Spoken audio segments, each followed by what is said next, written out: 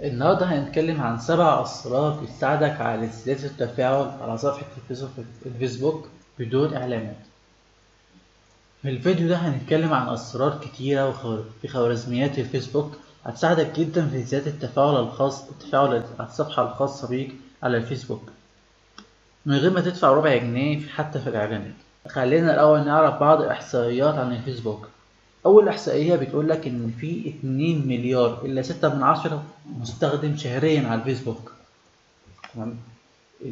المعلومة التانية في أكتر من 50 مليون صفحة تجارية بيسوقوا لأعمالهم ومنتجاتهم الخاصة على الفيسبوك.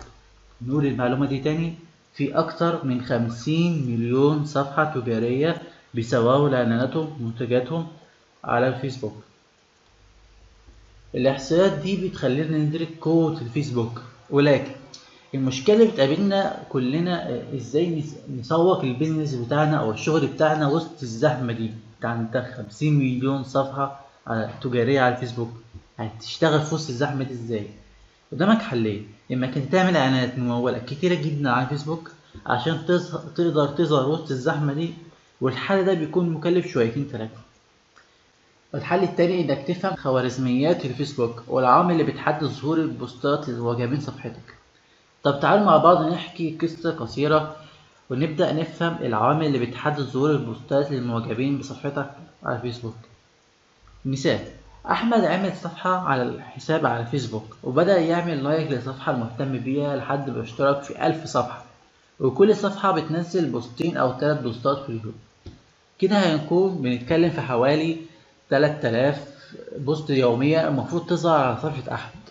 هنا بيجي دور الخوارزميات الخاصة بالفيسبوك، وطبعا مش بيظهروا كل البوستات دي على صفحة أحمد.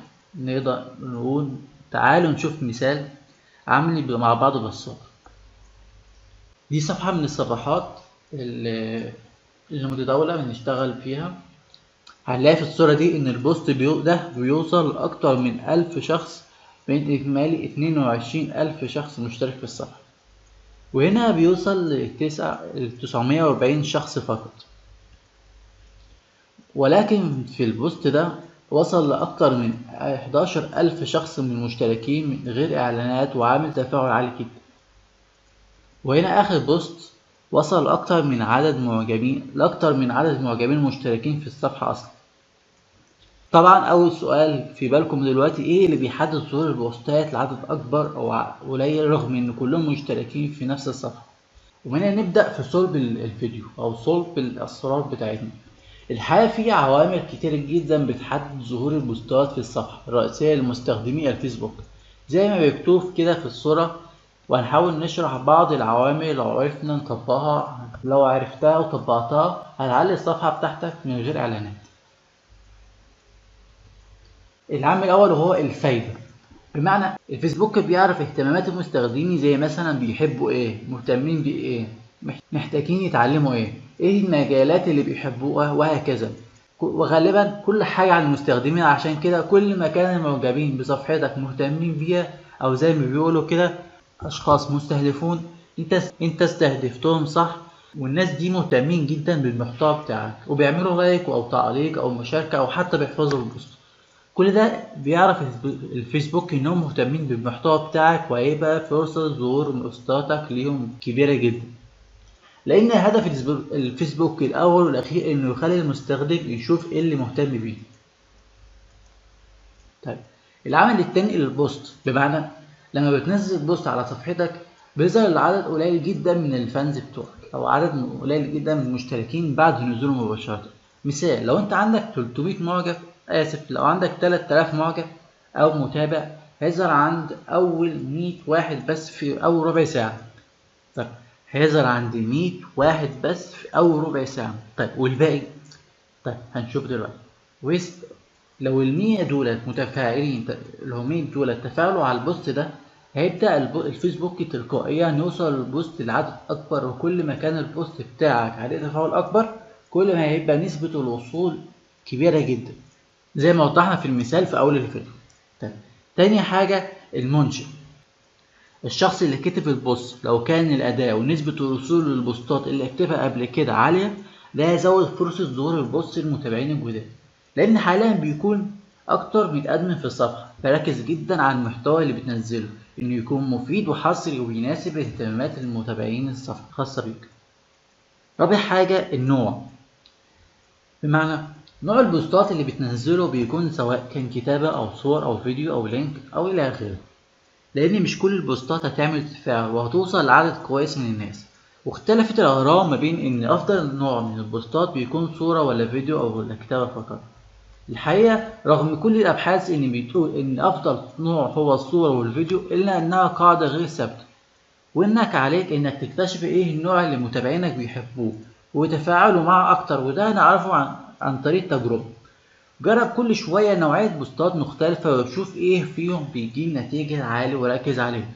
العامل التاني وهو السنس، بمعنى هل البوست ده جديد وحصري والمتابعين هيهتموا بيه اكتر من باقي البوستات؟ فكر كده. فحاول دايما انك تنزل بوستات جديدة، سواء كان خبر حصري او مقالة جديدة في مجالك، اخر تحديثات في الصناعة المختصة بيها، وهكذا. دول اكتر من 5 عوامل زي ما قلنا في اول الفيديو، ان في عوامل كتيرة جدا، وكل شوية الفيسبوك بيغير الطريقة اللي بيحدد بيها العوامل دي. وبإذن الله ان شاء الله كل فترة هنزل لكم اخر التحديثات. استنوا، احنا لسه مخلصناش. حد فيكم هيقول كل الكلام ده جميل، بس انا محتاج كم خطوة عشان تساعدني ان ازود التفاعل بتاعي ونسبة وصول البوستات على صفحتي. طيب يلا بينا، هشير معاكم دلوقتي طريقة مجربة جدا وعملية وبتجيب نتيجة عالية، ونقلت الصفحة من 5000 متابع ل 13000 متابع في حوالي شهر بدون أي إعلانات. أول سر معانا هو الاستهداف. أغلبنا فاهم إن الاستهداف وإن نحدد مين يشوف البوست بيكون في البوستات الممولة بس، لكن خليني أقولك إنك ممكن تقدر تستهدف ناس معينة مجانا تماما. ده هيساعدك إنك توصل البوست بتاعك للناس اللي مهتمة، زي ما اتكلمنا في أول عامل وهو الفايدة. هنشرح لكم دلوقتي ازاي نستخدم التارجت ده على صفحتك. دي اللوحة الأساسية بتاعتك. من هنا أكنك بتكتب بوست عادي جدا، هنكتب بسم الله الرحمن الرحيم.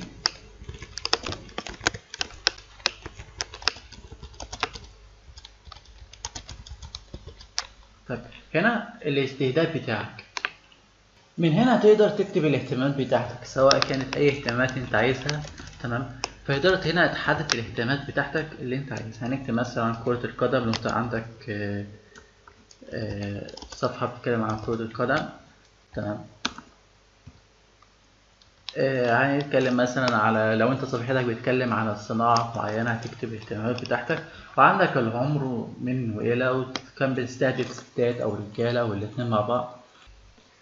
ومن هنا تقدر تحط البلد بتاعتك، لو انت عايز تحط مثلا كذا دولة مع بعض تحطهم، عايز تحط دولة واحدة مفيش مشاكل، عايز البوست بتاعك يظهر لمحافظة واحدة، عايز البوست بتاعك يظهر لناس معينة. تمام.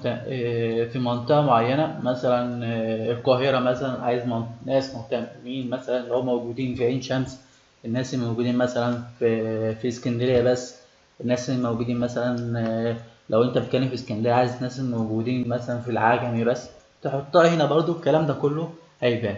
طب بالنسبة للغة، انت لو عايز الفيسبوك بتاعك يظهر، بس احنا بنسيبها دايما فاضية اللغة دي، لان دايما مش كل الناس اللي احنا مهتمين بتاعها بيكونوا من نفس اللغة. لو انت مثلا الفيسبوك بتاعك عربي او الفيسبوك بتاعك انجليزي او الاهتمامات بتاعتك عربي او انجليزي، فدي متفرقش قوي معانا. تمام. طبعا هنا لو بتحط فيه ما يزيد. تمام. لو انت الحالة الاجتماعية تمام او المستوى التعليمي، لو انت عايز تحطها حطها، مش عايز ده شيء خاص بيك. وبكده عرفنا ازاي نعمل استهداف للبوست بتاعنا من غير اي ممول. الاستهداف ده بيكون حاجة كويسة جدا، حاجة عظيمة جدا بعد الاعلانات الممولة. تقدر تستهدف اي حد بسهولة جدا في الصفحة بتاعتك. السر التاني هو نقدر نلعب شوية بخوارزميات الفيسبوك ونحددها ونجبرها ان هي تظهر البوستات والمتابعين المشتركين في الصفحة بغير اعلانات خالص، عن طريق انها هنطلب من المتابعين انهم يعملوا شاهد اولا. تمام. من هنا شاهد اولا وتشغيل الكل في الاشعارات، هنا تشغيل الكل. تمام. اللي هو شاهد اولا او سيفرس. لو مستخدم بيعمل كده تظهر له البوستات على صفحته اول باول. طبعا عشان المتابعين يعملوا كده مع صفحتك. لازم تكون بتنزل محتوى قيم ومفيد وتخليهم يحبوك ويحبوا اللي بتقدمه. تالت حاجة الهاشتاج. بلاحظ دايما ناس كتيرة جدا بتعمل فرح هاشتاجات، للأسف ده غلط. تمام. كل ما بتزود الهاشتاج ده بيقلل نسبة وصول البوستات للمتابعين.